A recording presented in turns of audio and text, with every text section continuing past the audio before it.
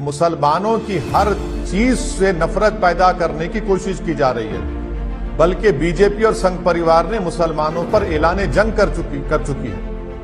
आप बगैर किसी को नोटिस दिए किसी का डेमोलिशन नहीं कर सकते। आप ये Delhi municipal corporation act 1957 section 343 कहता है, चाहे वो असद की दुकान हो या हमारे गुप्ता साहब की दुकान हो, आप कौन होते तय करने वाले?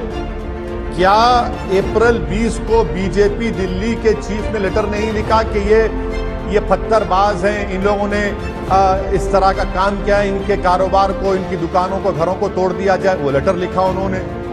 यूनियन गवर्नमेंट की ministry of housing and urban affairs की रिपोर्ट आपके सामने रख रहा हूं कि उन्होंने कहा 2019 में कि दिल्ली में 1797 अनऑथराइज्ड कॉलोनीज है। मैं चैलेंज कर रहा हूं जनाब अमित शाह को और वो कंसर्न मिनिस्टर को कि क्या वो सैनिक फार्म्स को, छतरपुर एनक्लेव को और आपके वसंत कुंज एनक्लेव को तोड़ेंगे? 1797 अनऑथराइज्ड कॉलोनीज तोड़िए ना। आप कौन कह रहा है आपको नहीं तोड़ने के? तोड़ के दिखाइए, क्योंकि वो अमीरों के महल हैं।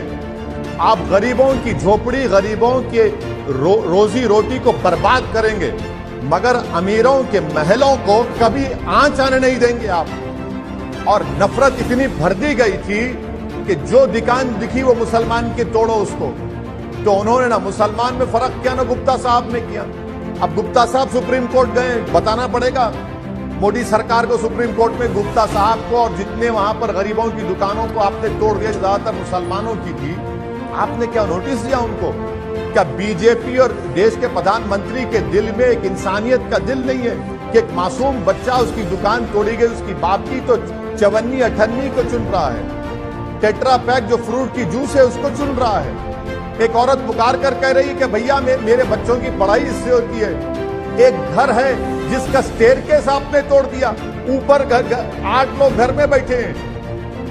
ये आपकी इंसानियत है, ये आपकी गरीबों से मोहब्बत है।